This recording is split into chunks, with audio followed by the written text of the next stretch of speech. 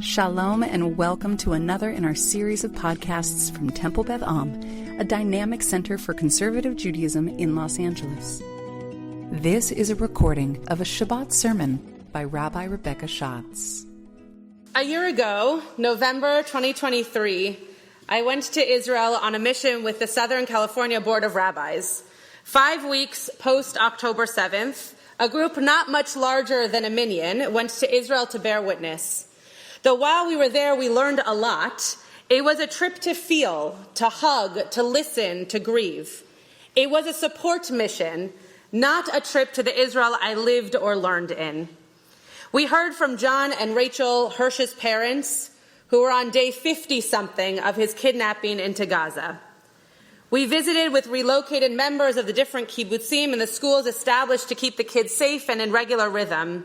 We walked the ruins of kibbutz Kfar Aza, watching our step as we navigated fresh gloves and debris and filled our lungs with the still lingering smell of murder and destruction.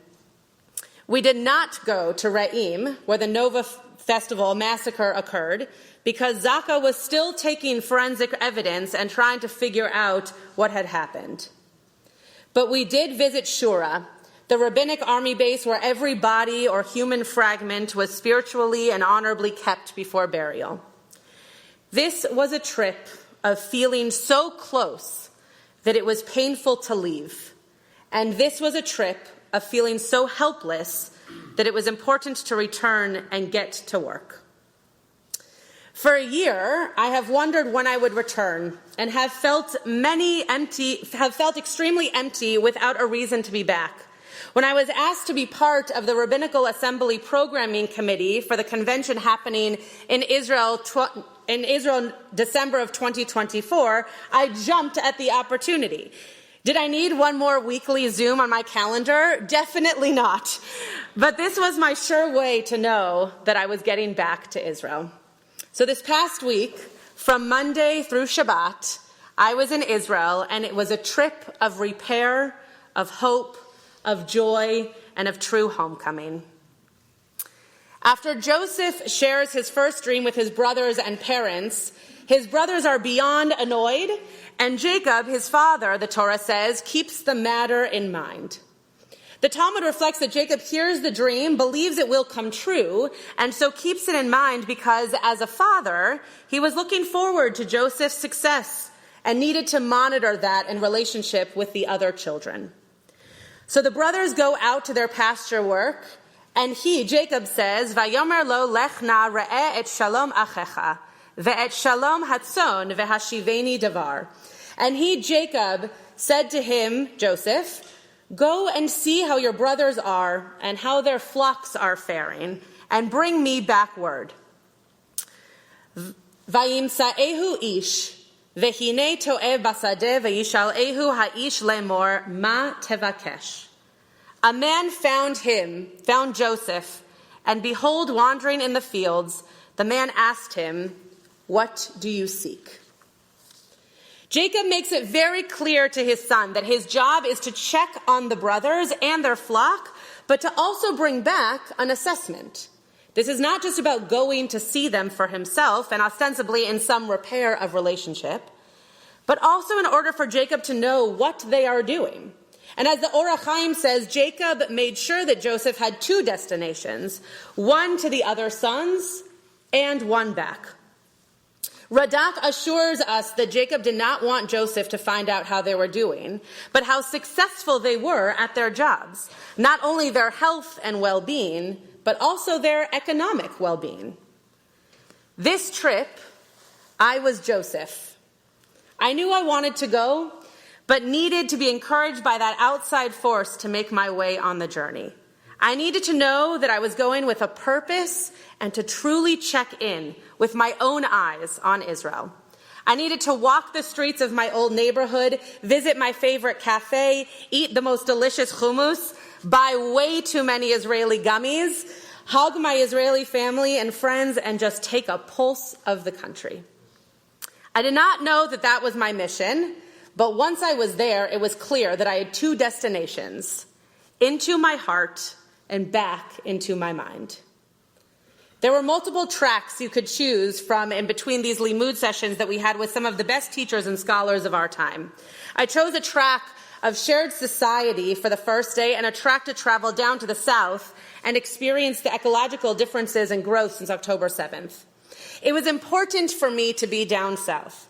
Just as Joseph went to check in on his brother's emotional well-being as well as economic, I also needed to go and see how areas had been cleaned up, memorialized, changed, built upon, or left alone since I was last there. The track focused on efforts of Jewish and Bedouin Muslim communities, together with a small Christian population, to foster mutual understanding and cooperation in the Negev. We began in Yerucham and heard from a Bedouin woman from Rachmeh who shared her powerful and painful story of living within a community where her rights as a woman were challenged by her family and their traditions.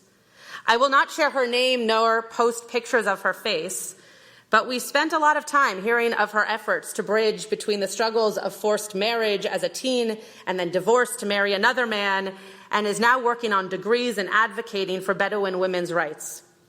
Her kids and husband are proud of her strength and resilience, and yet she lives in fear of the culture and religious norms of her community. She finds comfort in the support she has through the Atid Bamidbar organization, where Israeli and Bedouin communities are working together to build mutual well-being for everyone in that region. This woman's story brought to life the real struggles of living in this area as an unrecognized Bedouin community, and yet she flies an Israeli flag proudly in her room, where she can privately share her devotion to the land.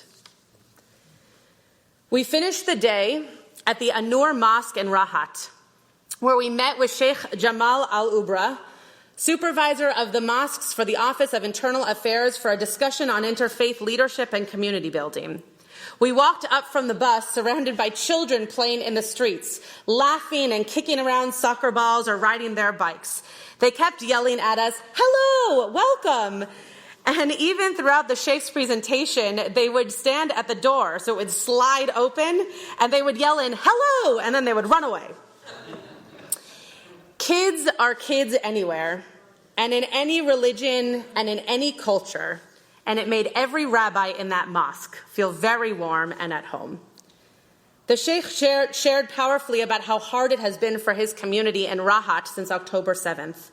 He said, quote, "Here there is hardly a family that does not have relatives in Gaza. And in the morning we arrive at the mosque and it's shaking. We as Israeli Arabs cry twice every time we see in Gaza a child is killed and when we see a missile fall in Tel Aviv or in Rishon LeZion. We are the only group in the world that cries twice." There was not a dry eye from the rabbis in that mosque. We felt and feel his pain and his conflict and understand the teetering balance. He continued, "And yet I'm hopeful. Hope will return to everyone and there will be peace all over the world." With a hearty amen, we all felt we were praying together. As an Israeli Arab working every day in interfaith leadership and connection, he implored us to remember that there are still Bedouin hostages and that we hope for everyone's return. He said, "On this occasion, I also want to thank you for holding the torch of hope through these days. The darkness is increasing and the days of light are short. Go back to America and hold the light for all of us." So we, as Joseph did, left that mosque and hoped that we could share to open ears and hearts and minds the words of this sheikh to hold that light in these darkest of days. On Hanukkah we say, "Ve'ein lanu reshut lehishtamesh bahem ela lirotan bilvad." We are not permitted to use the lights, just look at them. Darkness, according to physics, is the absence of light energy, not a separate entity. So may we all listen to the light of these Bedouin voices and feel and hear that energy to guide us, ready to use it when necessary, but just in this moment, recognize and appreciate that light. Joseph hoped to return to his father with news of his brothers and their flocks, and then he got lost. Vayimsa'ehu ish, and a man found him and asked, "What do you seek?" The rabbis have long discussed who this man was and why he knew to ask that question. No matter who the man was, the question is an important one for anyone on a journey. What do you seek? So maybe this man was Joseph's inner thoughts while lost along the way. A man found Joseph. Joseph found himself and asked, what do you seek on this journey to your brothers? Why are you going? What is the importance behind the mission? After signing up for this trip, I asked myself the same question. Why is this particular trip important to me? Why am I going at this time? Honestly, I did not have fully formed answers other than I feel drawn to be back in Israel at a time where it is less chaotic. 36 hours last year, 5 weeks after October 7th, did not really lend itself to a relaxing, see your friends and have coffee kind of trip. This time, I was ready to learn and be in community with 200 conservative rabbis from around the globe and just live in Israel as I constantly yearn to do. We went down the second day to Kfar Aza, the same kibbutz I visited last November, and yet it was completely different. Some destruction is still there, but most of the tragic debris is cleaned up and homes are now memorialized and faces are printed on doorsteps. Motorcycles of Hamas are removed, the fences that were breached dragging people into Gaza are repaired, and the silence of the ceasefire in Gaza from November 2023 was now loud, constant noise across the very close border. On October 7th, many of you have heard me tell the story that I called my dear friend David Landau. His family living in Kibbutz Saad were safe, thank God, in their shelter, but he knew he would go into the army the moment they were allowed to emerge. So I've not seen David because he has been in and out of the army since October 8th. I knew he was currently in, and the night before this trip to Kfar Aza, he called to say he had less than 24 hours out of Gaza and would be able to see me. I hung up that phone that night and I started to cry.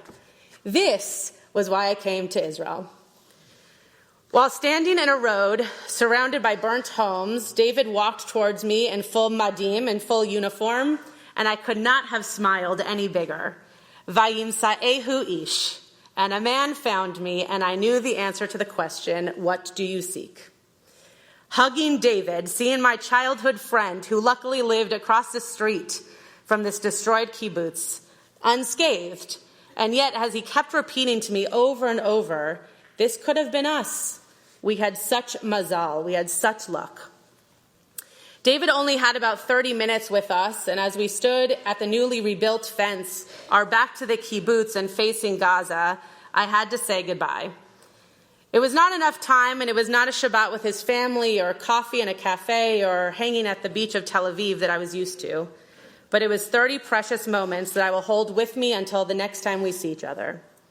I hugged him over and over again and kissed him on the cheek, and I said, please stay safe. I could not even wrap my head around him driving into Gaza 30 minutes later. How was that possible? And yet this moment, this tough, emotional moment, was the answer to the question.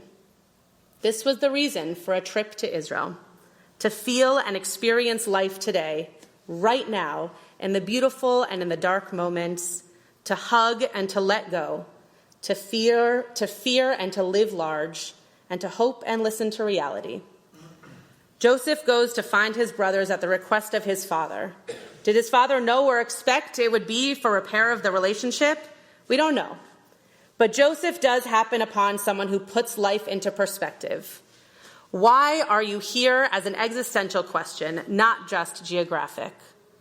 I went to Israel without big answers to this simple question and came home to report that we should all go to Israel to find what we seek.